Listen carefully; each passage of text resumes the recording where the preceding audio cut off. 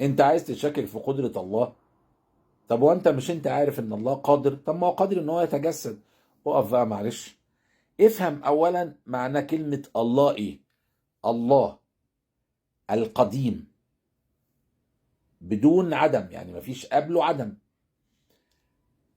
الاول بلا بداية، الابدي مفيش بعديه عدم. كل صفات الله موجودة معاه من القدم، من قبل خلق الكون إلى النهاية.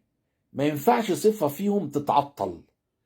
صفات التكبر والجلال، يعني ربنا غني، يعني مش محتاج حاجة، غني عن عباده أصلا. ربنا عليم، العلم المطلق، قادر، القدرة المطلقة، متكبر، ليس كمثله شيء. الصفات دي بقول لك باستدامتها مع وجود الله من قبل الخلق الى نهايه الخلق. ده الله.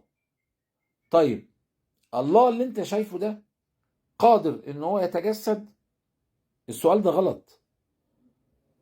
يعني ما هو برضو نفس السؤال، هل الله قادر ان يخلق اله تاني؟ طب خليني ماشي معاك، وخلق اله تاني او تجسد. المتجسد ده مش ليه صفات الالوهيه برضو؟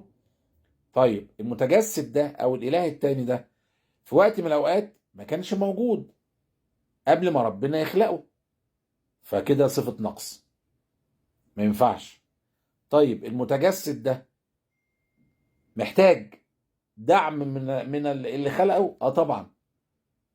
المتجسد ده زي مثلا يسوع لما كان بيقوم عايز يقوم معجزة، فكان بيسأل مين؟ بيبص للسماء وبيسجد لمين؟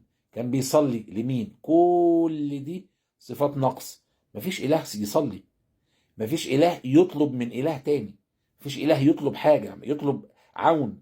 انت كده عطلت صفة الغنية عن خلقه، وعطلت صفات كتير قوي. طيب هل يسوع يعلم الغيب؟ لا، ما ينفعش. لا يعلم الغيب. يعني يسوع كان في فلسطين، عارف ايه اللي حصل في مصر؟ لا، ما يعرفش. وجيب لي نص لو انت بتقول لي يعرف. طب عارف ايه اللي كان بيحصل مثلا في اليونان؟ لا، ما يعرفش. طيب عارف امتى هتيجي الساعة؟ لا طبعا ما يعرفش. هو نفسه قال لا يعلمها ولا ملك مقرب ولا اي حد الا الاب الذي يعلمها، ولا الابن، ولا حتى الابن. فدي صفات نقص، عدم علمه دي صفات نقص. طيب قالوا ايه عن يسوع التلاميذ؟ بطرس نفسه لما كان بيكلم اليهود بيقول لهم ايه؟ ان اله ابراهيم واسحاق ويعقوب اله ابائنا قد مجد عبده يسوع. كلمة عبده دي صفات نقص. هو عبد، يعبد الاب او يعبد الله، صفات نقص. طيب خليني ماشي معاك ونجيب يسوع ونقول له يلا خلص لنا القصة اللي انت جاي فيها، فروح المحكمة حد يحاكمك. الإله لا يحاكم. ده نص موجود في العهد القديم في سفر إرميا على ما أعتقد.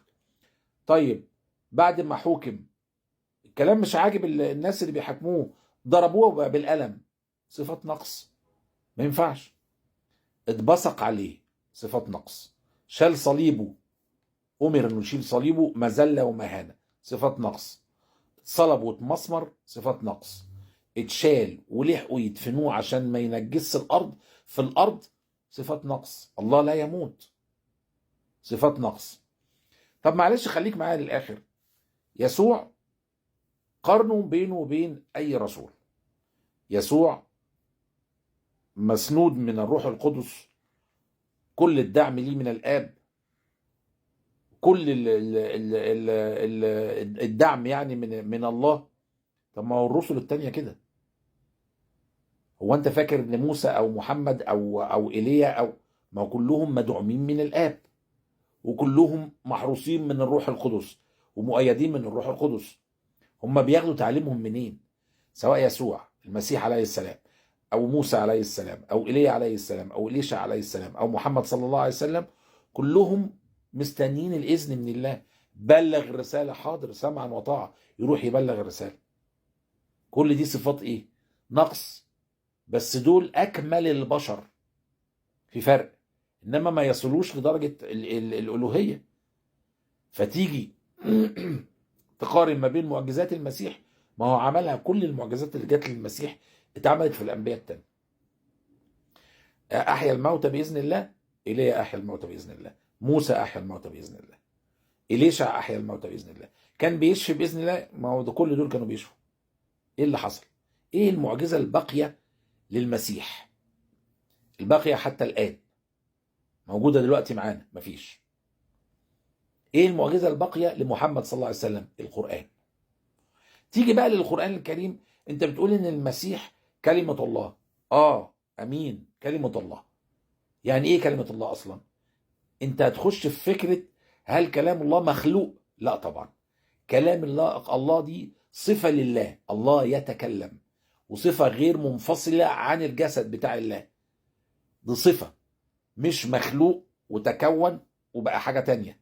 لا، القرآن في ناس جت عليه قالت ان هو مخلوق. لا، ده صفة لله. كلام الله يعني صفة لله. زي المسيح ربنا بيتكلم بيقول له كن، فصفة وسيلة امر، بقى مخلوق. القرآن كلام الله وسيلة لتنفيذ الأوامر بتاعته. كلام الله صفة وليس مخلوق. فنوصل ان اقرب الصفات اللي راحت على المسيح عليه السلام زيها زي اي رسول تاني موجود ربنا خلقه. انما كل ما يتصف به المسيح عليه السلام من كمال وشرف والرسل كلهم، لكن عندهم صفات نقص لا ترتقي لصفات الله القديم الازلي.